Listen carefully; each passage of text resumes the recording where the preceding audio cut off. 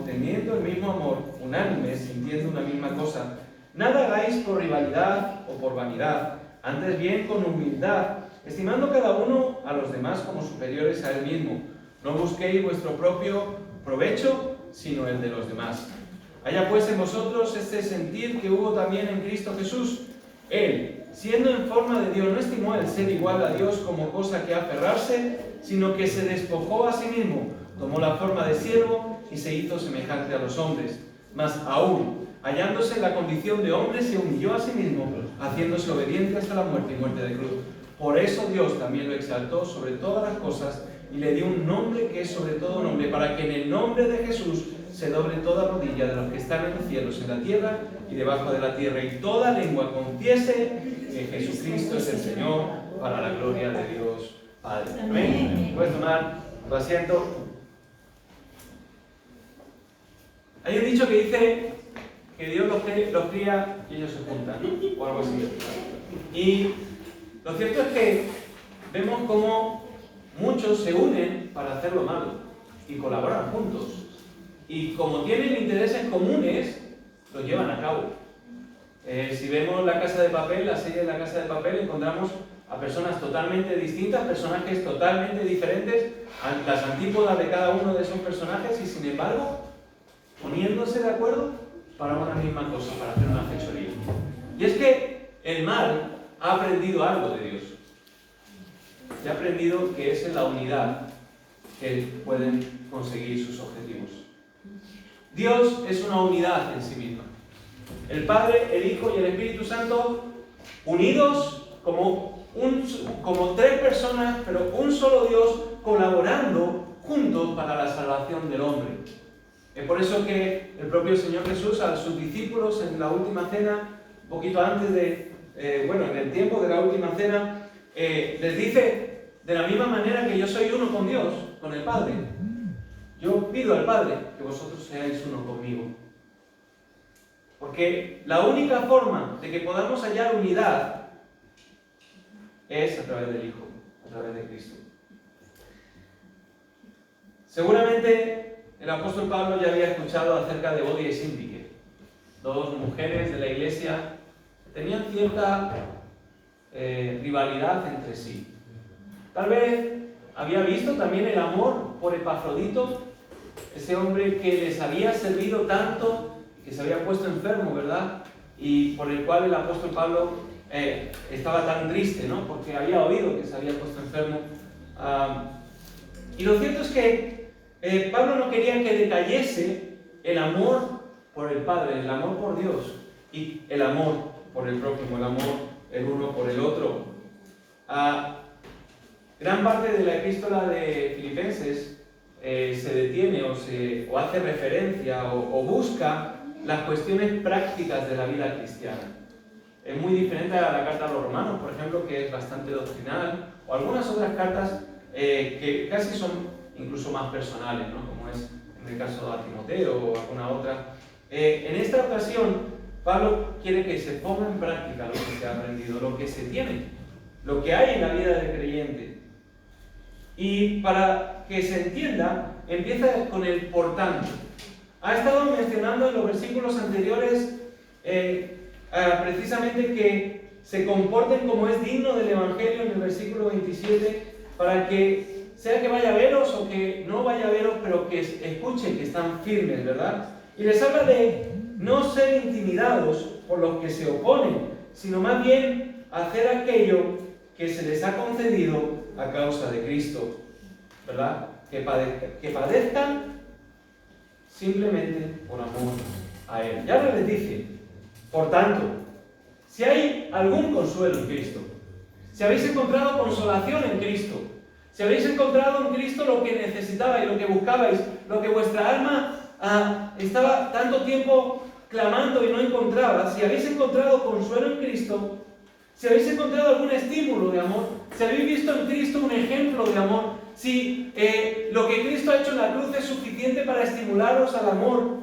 si hay alguna comunión del Espíritu, si el Espíritu Santo mora en vosotros y le estáis dando lugar para que accionen aquellas cosas que son del Espíritu, si hay algún afecto entrañable, es decir, aquello que tiene que ver con la amistad con el otro, con la amistad con Cristo, y que debe de reflejarse en la amistad con otro, entonces, si hay alguna misericordia, es decir, si habéis experimentado ese bien inmerecido en algún momento, entonces, completad mi gozo.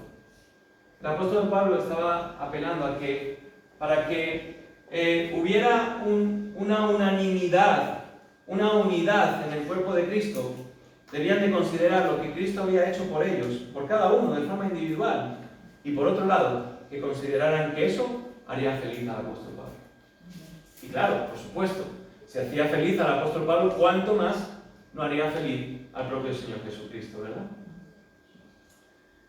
Pero ¿qué ocurre? Que cuando hablamos de unanimidad, podemos pensar en que eso de unánimes se refiere a lo que yo pienso, a lo que yo creo, a lo que yo opino. Y tú simplemente te tienes que adaptar a mi opinión, a mi manera de comportarme o a mi manera de hacer las cosas, a mi manera de amar. Es que yo amo así. Seamos unánimes. Pues no, la forma de amar no es la que uno puede llegar a pensar. No podemos sentir otra cosa distinta de la que ya Cristo ha puesto en nuestros corazones. Él nos amó y nos amó mucho a causa de nuestro pecado. Por lo tanto, no podemos hacer otra cosa, no podemos sentir otra cosa, sino ese mismo amor que Cristo ha puesto en nuestros corazones. Y es a través del prisma de Cristo, es a través de Cristo que nosotros podemos amar. Es por eso que no funcionan las relaciones en este mundo. Es por eso que no funcionan las relaciones matrimoniales, las relaciones de hijos con padres, de padres con hijos, entre los padres, entre hermanos, con los consuegros. No funcionan. Porque estamos tratando, procuramos amar con nuestras propias fuerzas. Y llega un momento en que nuestras fuerzas se acaban. Pero cuando amamos a través de Cristo, todo cambia. Todo cambia porque ya no hacemos las cosas por rivalidad o por vanidad. Dice el apóstol Pablo que algunos predicaban a Cristo simplemente por contienda. Y dice que sea o por contienda o por vanagloria, pero que se predique a Cristo. Y es cierto, al final que el nombre de Cristo sea proclamado para que muchos conozcan del Señor. Pero no podemos tener rivalidad entre nosotros. No podemos pensar que podemos ponernos en una posición más alta que nuestro compañero, pensando que somos mejores, o que hacemos mejor las cosas, o que el Señor nos ha dado algo que al otro no le ha dado. A todos Dios nos ha dado lo mismo. Nos ha dado el mismo espíritu y nos ha mostrado el mismo amor. Por lo tanto, no podemos contender el uno con el otro. Es por eso también que el apóstol Pablo le dice a Timoteo: no contiendas por cosas tontas. No contiendas por aquello que no importa. No contiendas por aquello que pertenece a las cosas mundanas, de si tienes o no un nombre, de si eres judío o no eres judío. Una de las cosas que está apelando Pablo aquí, a donde apunta precisamente, es a tener cuidado de que los judaizantes hicieran de la iglesia su feudo. De que no pasara como había pasado en la iglesia de Jerusalén o en cualquier otro lugar en donde los judíos se habían posicionado como los portadores de la única verdad, que eran los que habían sido herederos de la gracia de Dios, y que los otros, los gentiles, bueno, sí, podían haber creído en Cristo, pero seguían siendo impíos. No. El amor de Dios ha sido derramado por igual para ambos, y juntos, en humildad, estimando cada uno al otro como superior, debemos de relacionarnos, no buscando nuestro propio beneficio, sino el de los demás. Y cuando busco el de los demás, me estoy refiriendo al beneficio del Señor. Cuando yo callo, cuando no respondo ante una agresión, cuando me comporto en una situación como Dios espera de mí, y de esta manera le estoy dando ejemplo al otro hermano, entonces estoy siendo unánime con Dios y estoy trayendo la unidad a mi hermano. Pero cuando me salto, cuando no pongo en práctica lo que Dios me ha dado, lo que estoy dando es lugar al diablo para que Él haga su obra. Y el Señor nos llama a estar en paz con todos, siempre y cuando los demás quieran. Así que la unanimidad depende de cada uno de nosotros, que queramos ser uno en Cristo, considerándonos los unos a los otros. No busquéis vuestro propio provecho. Y qué triste, ¿no? Porque muchas veces nuestro amor está condicionado a qué es lo que voy a recibir. Nuestro perdón está condicionado a ver qué es lo que voy a obtener. Y es por eso que nos pone el ejemplo de Jesús. Los versículos del 5 al 11 es un cántico.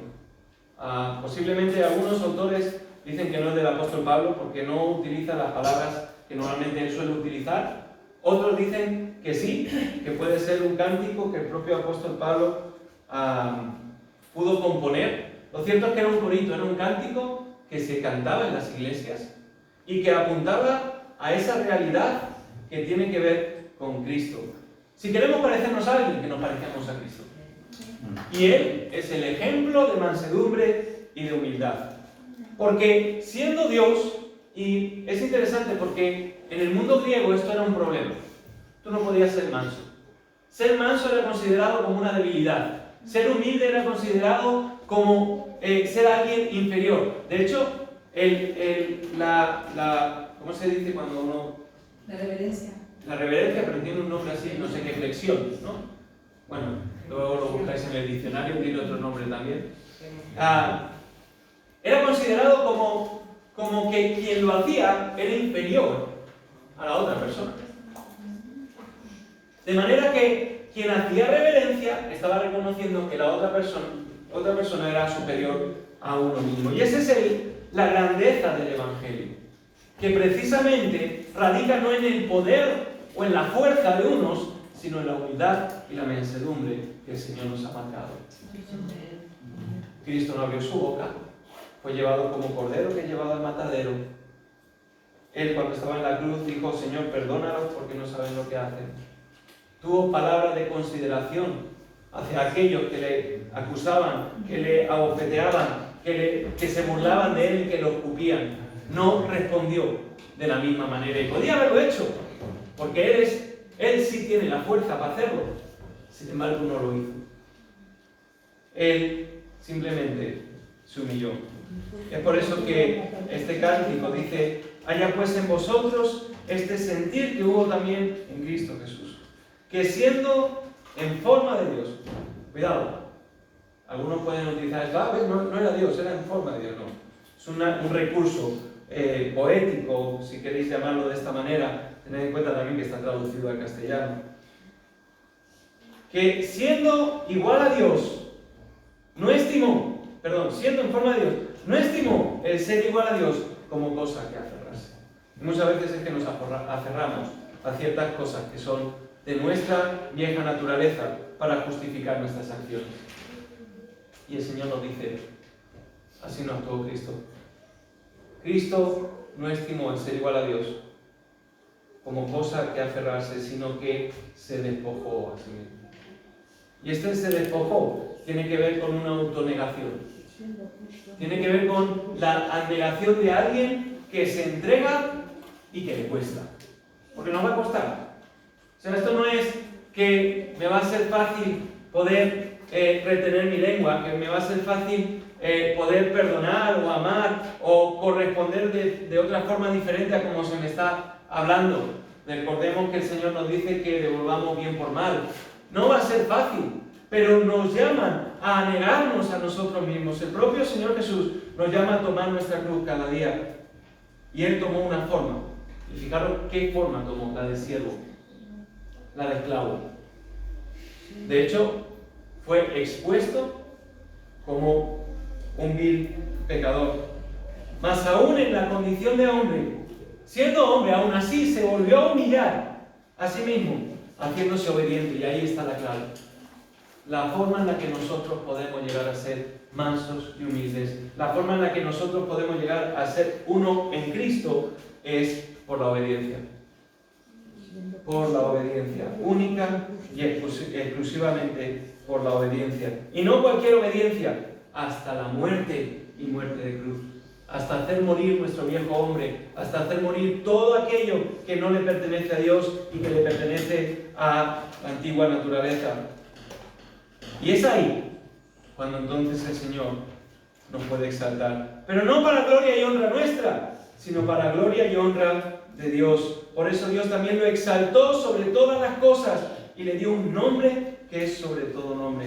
Cuando nosotros cumplimos, somos obedientes, y hacemos lo que Dios nos pide que hagamos, entonces Dios es exaltado. Cristo es exaltado y ocupa el lugar que le corresponde. Toda la tierra, toda rodilla y toda lengua le confesará. Porque cuando nos ven actuar de la manera en que debemos, entonces dicen, tu Dios es un verdadero Dios.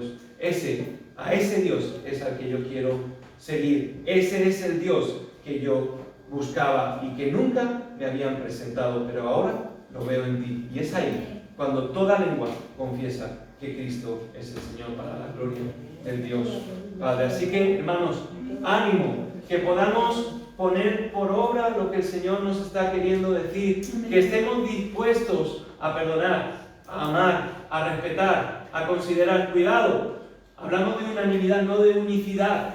Unicidad es lo que yo soy, mi esencia, no, Dios no me la quiere quitar, no quiere que sea otra cosa distinta de la que Él, de cómo Él me ha formado, pero sí que me puedo unir a otros, que en Cristo formamos el cuerpo del Señor y lo glorificamos. Así que ánimo en la tarea, tenemos mucho que aprender de parte del Señor, tenemos una responsabilidad muy grande de dar ejemplo a un mundo que se une para hacer lo malo. Unámonos para hacer lo bueno. Vamos a orar. Señor, gracias, Padre, porque es algo que ya sabemos, que ya conocemos, Padre. Es algo que tú has puesto, Señor, en nuestros corazones y que muchas veces no podemos llevar a cabo, Padre, por nuestra inquina, por nuestra vieja naturaleza, porque no queremos dar nuestro brazo a torcer. Señor, ayúdanos a poner por obra esta realidad, Señor, no por nosotros mismos, sino en el poder de tu Espíritu, buscando la unidad que tú buscas, buscando la unanimidad que está encerrada en tu Espíritu, en esa sabiduría, en ese consejo y en esa guía que tú nos das, Padre. Gracias, Señor, que nos podamos unir para hacer lo bueno y no lo malo, Señor, en el nombre de Cristo Jesús. Amén. Que el Señor bendiga a nosotros.